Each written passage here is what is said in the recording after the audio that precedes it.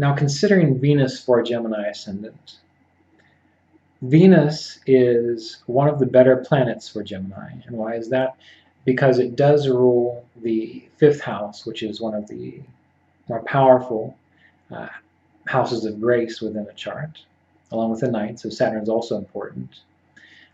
Saturn would be the strongest, but many people don't necessarily get into Saturn for a Gemini ascendant because Saturn does require a lot of hard work to function its most auspicious qualities, its most auspicious characteristics.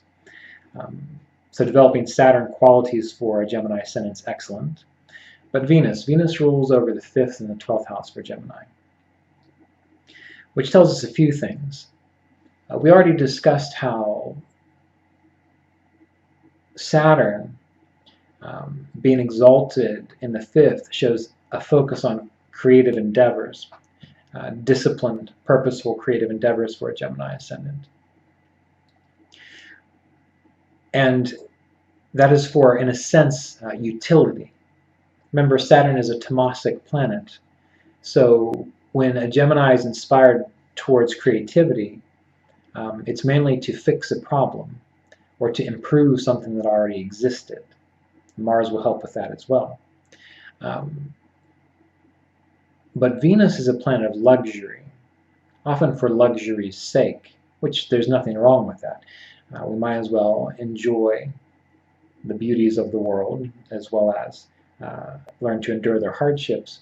But Venus rules the 5th and the 12th, which shows that if a Gemini ascendant is seeking out creativity for luxury's sake or for the soothing comfort of it, which are all Venusian things, they will often waste a lot of their energy. And that's due to the fact that Venus also rules the 12th house, which is where we waste our energy, where we have expenses, where things tend to become lost from us. Our vitality becomes lost. So that's why Gemini ascendants can often be easily fatigued by children, having too many children, or a Gemini ascendant can be fatigued by too much luxury, too much indulgence in luxury. You've got to remember that Saturn is exalted in that 5th house for a reason. So Venus rules the 5th and the 12th, but in juxtaposition to what we just discussed, the 12th house is a house of liberation and moksha. Now it's interesting that two of the most important planets for a Gemini ascendant, Venus and Saturn, Venus rules the 5th, Saturn rules the 9th, the houses which produce yoga. But they also rule moksha houses. So with Saturn, controlled transformation is important for a Gemini ascendant.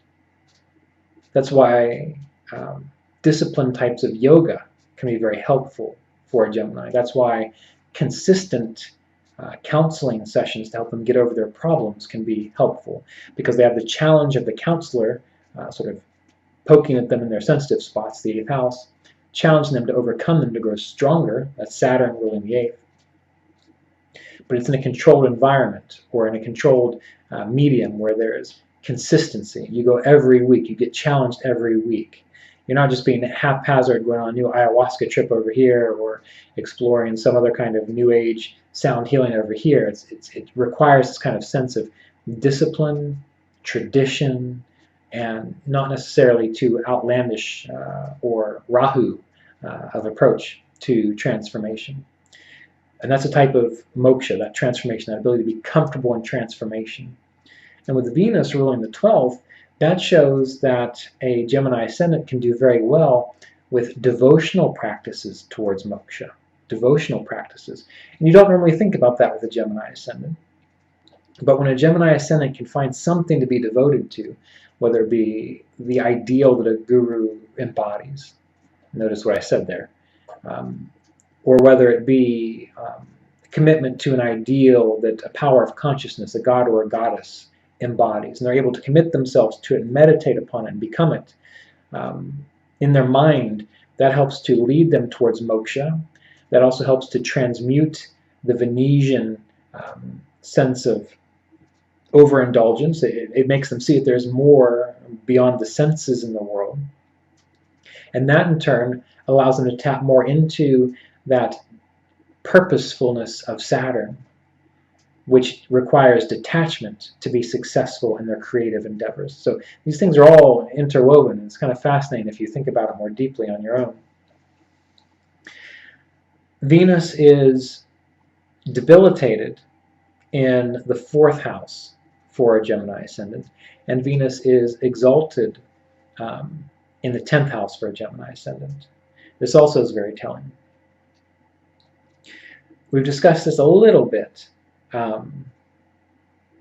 throughout this series on Gemini, but when we consider the fact that Venus is debilitated, the 5th and 12th order debilitated in the 4th house, what does this show us?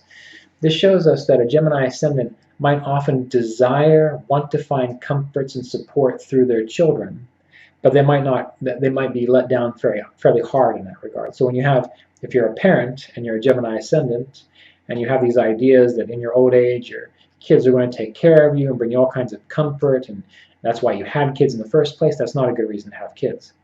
They're probably going to let you down on some level due to the fact that Venus is debilitated there. We're going to find that Venus is exalted in the 10th house, which is our activity in the world, our status in the world.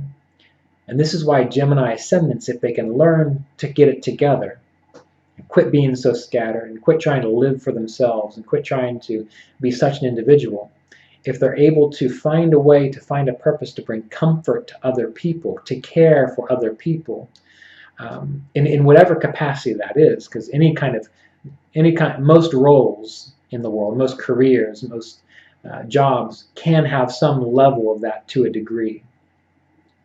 If they can tap into that caring, nurturing, comforting side of Venus in their career, more compassion within their career and their work and the people that they work for or work with, they will be more successful. So for a Gemini ascendant, using that Venus to proactively bring care and nourishment and understanding and anticipating the needs of others, that helps to support their career, their life path, their purpose, and their sense of purpose in life. But if they try to keep it all for themselves, which would be Venus in the 4th house within their own heart, and they're trying to always fulfill themselves first, they're always going to be let down, which can be a problem. You see, Gemini ascendant is distinctly different from a Sagittarius ascendant, where it's opposite, where we have Venus exalted in the 4th and Venus debilitated in the 10th. And it's always interesting how it works, isn't it? Because a Gemini ascendant will often want to keep all the love and comfort for themselves. Again, there may be other aspects of the chart that prevent that. But it is the Sagittarius ascendant which is very idealistic and feels they must care for and nurture others. Again, that's the debilitated Venus in the 10th house, whereas for a Sagittarius ascendant, their role, their focus is to find inner fulfillment, and by their own example of being fulfilled on an inner level personally, that inspires others. So it's interesting to really work through how these ascendants function, and it's also interesting to see how the opposite ascendants function as we're considering the exaltation and debilitation positions of each planet. What we see is that when we have Venus ruling the 5th and the 12th for a Gemini ascendant, the focus needs to be on proactively giving others, making one's work a dedicated, disciplined, artistic form in whatever way one can. They want to or need to work in their highest blueprint, let go of attachment to sort of selfishly fulfilling themselves. They need to avoid trying to be so scattered in how they approach their devotion. And again, this ties back to Saturn rolling over the 9th. They need to find something to be devoted to and lock on to it. Because remember, they need to develop that Saturn. So when they lock on to something, even if that something doesn't meet all their expectations, even if it changes how they perceive it as they learn and grow in their devoted state and their sense of commitment, if they mature into it and it doesn't seem like what they thought it was going to be, they use that Saturn to work on it, to say, all right, how can I still remain devoted even though I'm not getting this whole sense of luxury and comfort fulfilled that Venus, in a sense, wants me to have, as if it were debilitated in the fourth? And how can I simply regenerate and bring forth more fully this ability to recommit myself, to nurture this inner growth process so that I'm able to take care of others, to give to others, to nurture others, to bring luxury and comfort to others, to soothe others. And one's creative endeavors need to function in that regard too. And we see that with a Gemini ascendant, they're not meant to be creative for their own sense of gratification. Their creativity is meant to be focused within boundaries so that they can really work on improving the life situation that they're in, that their world is in, that their society is in, that their family is in. They need to stop and look at the boundaries that they're working within, whether it's a certain pay scale or whether it's a certain population of people or whatever it might be. You get the idea. When they are able to do that, their creative capacity naturally blossoms into a joyous sense of devotion and being more alive in life.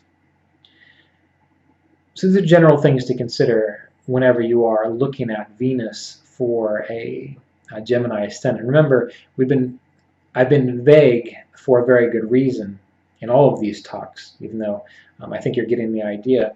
It's because this is about, in a sense, the natural blueprint of all of the ascendants. And everyone, whether you're a Gemini ascendant or not, every Gemini ascendant is going to be radically different on very fundamental levels due to the placements of other planets. Where is Venus? Where is Saturn? How are they mutually interacting with each other? So we have to take this information and really think it through related to our own personal experience. If we are a Gemini ascendant, or if we're counseling someone who's a Gemini ascendant, we need to ask, how does this apply to them based on their specific chart, their own specific life situations? How can I interpret this information so that it actually makes sense to them? And that's going to be the key to successful interpretation for any ascendant, really. All right, so bear this in mind as you're working with Gemini ascendants or considering your own purpose and path as a Gemini.